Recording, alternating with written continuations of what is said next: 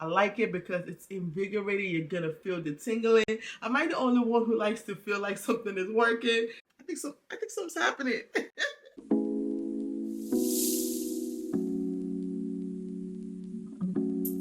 Welcome to my channel. My name is Grace and I'm so glad you decided to stop here today. Today we're going to talk about hair loss and PCOS.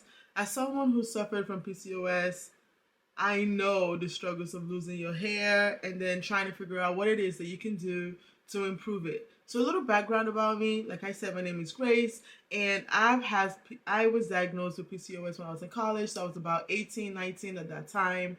And I used to get really, really sick and was trying to figure out what was going on with my body. And we figured out it was a hormonal imbalance and basically a PCOS diagnosis. So that's just like an initial understanding of what PCOS was. And then fast forward to after I got married and we were trying to have a baby and it just was not happening. And it took about 5 years before we got to the place where we were actually able to conceive. And we were able to do it naturally. Not because we didn't try the other route, it's because it just didn't work for us. We did do fertility treatment and it didn't work for us.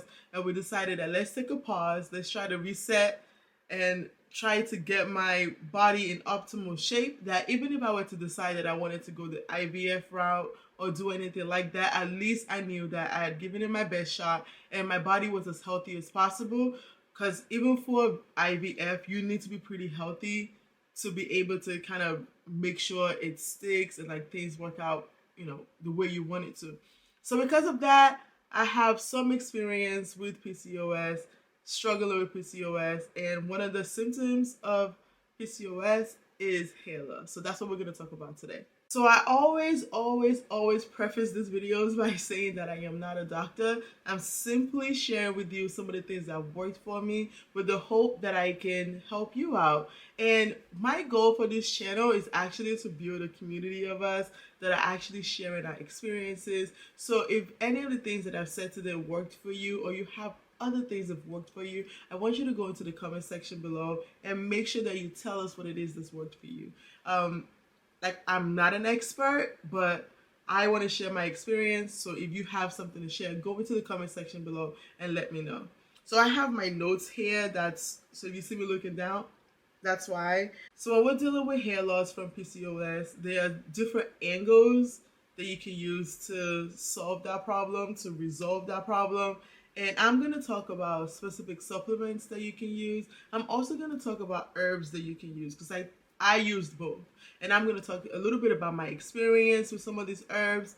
And the ones that I haven't used, I can give you anecdotal experience or just things that I've heard about it so that you can do your own research to see if it's something that you would like to implement. So the first supplement that we're going to talk about is biotin. I would say biotin is like a superhero of vitamin B's. It is very good for your skin, it is good for your nails, and it's also very good for your hair. I haven't used biotin by itself to help resolve this issue, but I've used supplements or multivitamins that have biotin in them. I also occasionally used shampoos, the conditioners, or products that has biotin in them. There isn't really much research about whether or not biotin has specifically helped people that have PCOS hair loss. However, a lot of people do vouch by biotin and say that it has been helpful in helping them grow their hair back. So if that's something that you want to consider, definitely read more and research more into biotin and see if it is a good supplement for you to take. As I mentioned, I haven't used it just by itself. I've always used it in conjunction with my multivitamin or something like that. And I also use it topically on in shampoos that say they have biotin in them. The second supplement that you should definitely consider is omega-3 fatty acid. Omega-3 fatty acid can be found in flaxseed oil or flax seeds. It can also be found in different varieties of fishes. So when you use something like omega-3 fatty acid, it's going to help with reducing inflammation that's caused by symptoms or episodes of PCOS. Omega-3 fatty acid is going to help with just your overall health.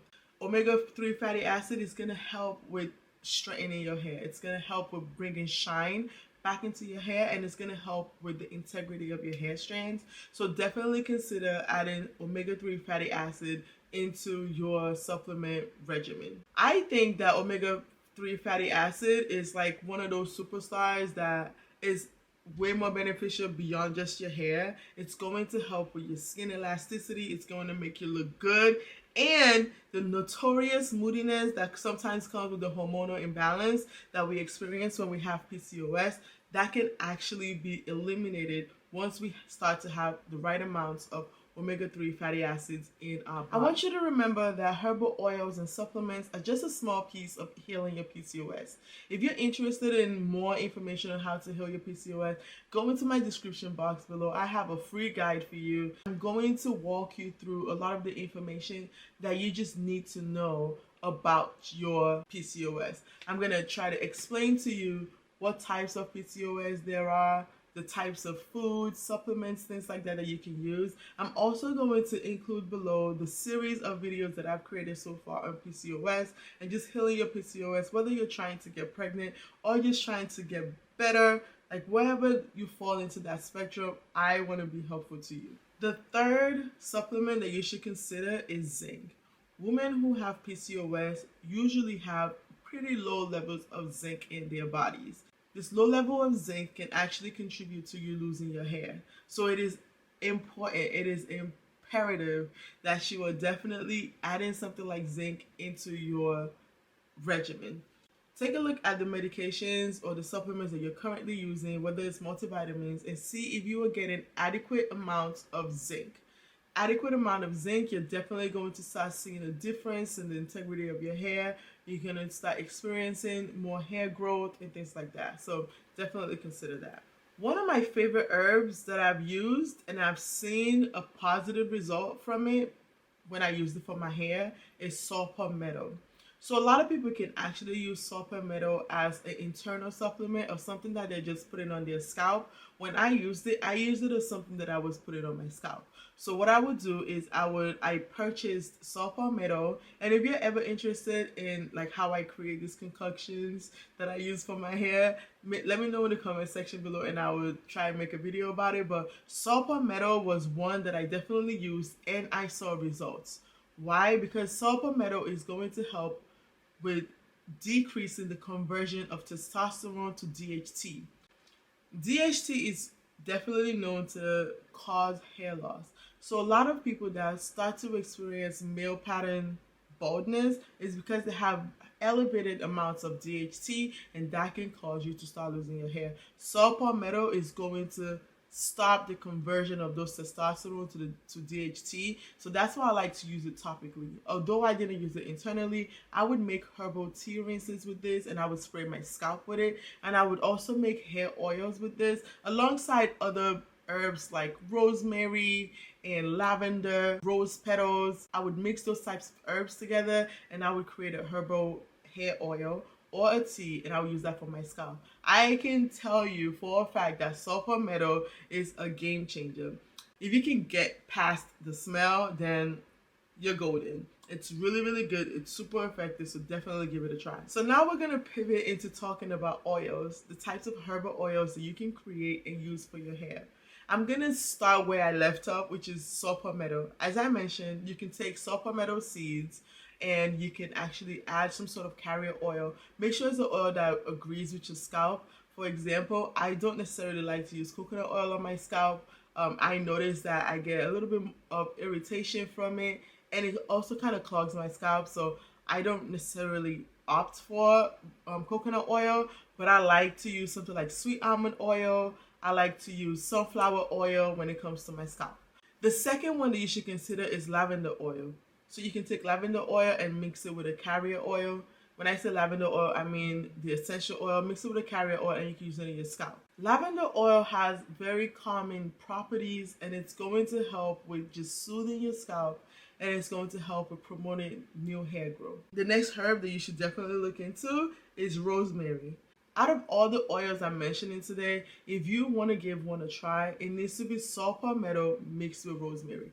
your hair is going to have more luster, it's going to have more bounce, it's going to be thicker. You're going to actually see new hair follicles sprouting out. I mean, literally you will see like little hairs start to grow. So I definitely encourage you to take that saw palmetto and rosemary and make yourself a good herbal oil. I know herbs can be expensive, so that's why I'm telling you to choose those two and make a good herbal oil for your scalp and just massage your scalp with it. And that should help with reviving the hair growth. Another oil that you can definitely consider is peppermint oil. And when I'm saying oils, you can also do this as tea rinses. So if you're not somebody who likes to use oil on your scalp, you can definitely make this into herbal teas and just rinse your hair with it, and it should perform just as well. I like to use oil because then I can kind of leave it there. The tea can evaporate over time. You want to get this to your scalp. That's where it's most important. You want to get the medicinal properties of these herbs into your scalp so they can stimulate hair growth. So as I mentioned, peppermint oil is definitely going to be helpful in this instance. So make sure you get yourself a little bit of peppermint essential oil. I like it because it's invigorating. You're gonna feel the tingling. Am I the only one who likes to feel like something is working? That's what peppermint oil gives me. Yeah, peppermint oil is gonna make you feel like, ooh, I think something's happening. So yeah, definitely consider adding peppermint oil. And at the very least, it's going to be soothing and confident, and it just has this nice cooling effect. That cooling effect actually pulls blood into your scalp, and you want to get nourished, good blood to your scalp in order for you to, promote hair growth. When you want to address PCOS, it needs to be a comprehensive approach. You have to make lifestyle changes. You have to manage your stress.